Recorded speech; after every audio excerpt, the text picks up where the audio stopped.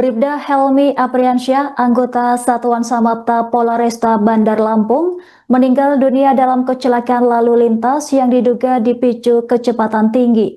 Insiden kecelakaan tunggal tersebut terjadi di depan Gaharu Karwas, Jalan Pagar Alam Kota Bandar Lampung pada Minggu 4 Januari dini hari. Saat kejadian, korban mengemudikan mobil Toyota Innova berwarna hitam bersama 3 penumpang lainnya. Kendaraan melaju dari arah Malbumi ke Daton menuju Kemiling sebelum akhirnya kehilangan kendali.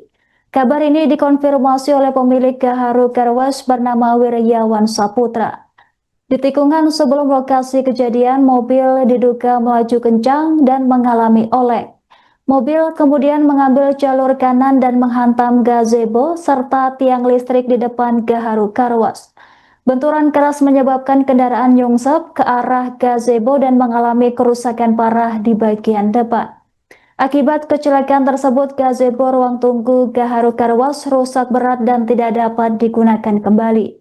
Bribda Helmi Apriansyah meninggal dunia di lokasi kejadian akibat luka parah yang dideritanya. Sementara itu, 3 penumpang lainnya di dalam mobil mengalami luka-luka dan langsung dilarikan ke rumah sakit setempat. Ketiga penumpang terdiri dari seorang anggota polisi dan 2 perempuan yang diketahui merupakan mahasiswi. Jenazah Bribda Helmi dimakamkan secara kedinasan di TPU Alama Huda Kelurahan Segalamidara Kecamatan Tanjung Karang Barat. Prosesi pemakaman berlangsung khidmat sebagai bentuk penghormatan terakhir atas pengabdian almarhum.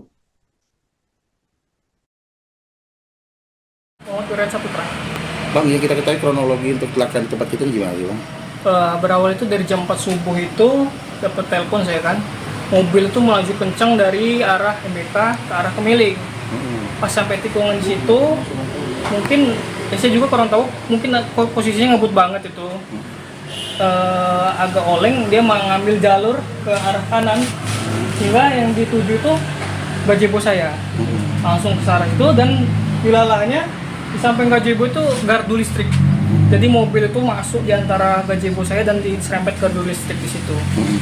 Itu posisinya mobil itu udah ban 4 batnya itu berada di atas.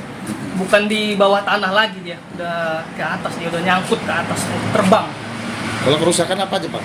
Kalau kerusakan kita lihat di sini ya gazebo ini, gazebo ruang tunggu kami tempat usaha ini full, nggak bisa dipakai lagi, rusak. Sama ada atap-atap ini hampir roboh semua. Ini, terutama ini sih yang paling rusaknya. Dan kalau untuk di luar sana ya kelistrikannya tuh paling. Bang, kalau kita kenal sendiri pengemudi dengan penumpangnya siapa itu? Kalau kami nggak tahu siapanya karena identitas itu kita nggak megang sama sekali ya. Kami di sini juga cuman membantu evakuasi tadi pagi itu jam 4 itu. Kalau ada isinya itu ada 4 orang, 2 laki-laki 2 perempuan. Itu aja yang saya tahu kalau sekarang. Ya, kalau yang kita tahu, Bang, setelah itu, Bang, pengemudinya itu, Bang? Kalau saya tadi sempat dapat kabar dari kepolisian karena sudah meninggal dunia dari. Siapa pengemudi yang kita tahu, Bang? Pengemudinya kurang tahu juga kalau untuk inisial namanya. Kalau dari yang ini, Bang, kita ketahui itu pengemudinya latar belakangnya, Bang? Kalau tadi sempat dibilang anggota juga sih. Anggota polisi, Bang. Berapa orang, Bang, penumpangnya, Bang? 4 orang.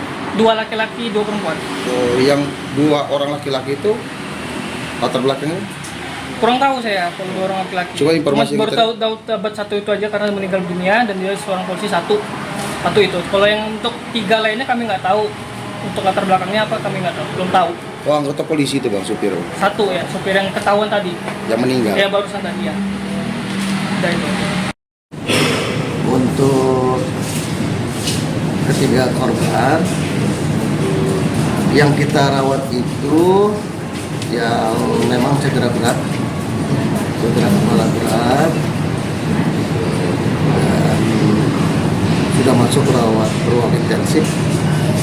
Dan sementara ini belum ada penanganan lanjutan dari penanggung jawabnya. Dalam hal ini dokter bedah saraf. 1 korban menyatakan pulang karena memang dalam kondisi bagus, ya. cedera lengannya mau dibawa oleh keluarga, dia minta paksa. Tapi untuk yang dua korban ini masih dalam perawatan intensif terpadu di ICU Almasya. Dua korban ini salah satunya yang anggota Polri masih dirawat ya Pak? Iya, ada anggota Polri, satu Sipil. sipil. Dua-duanya masih di rumah intensif care, masih dalam pengawasan. Kalau kondisi terkini sudah sadarkan diri kah atau seperti apa? Bahasa Masih dalam kendali pemantauan karena memang harus diistirahatkan. Kalau cedera kepala berat itu memang harus diistirahatkan, dan pengaruh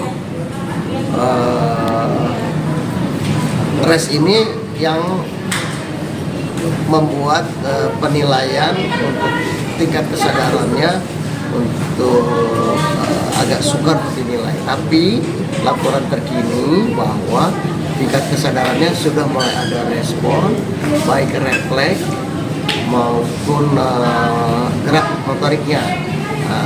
Oleh karenanya oleh dokter intensive care-nya dia ditidurkan sampai kita nilai di hari ke-3 besok.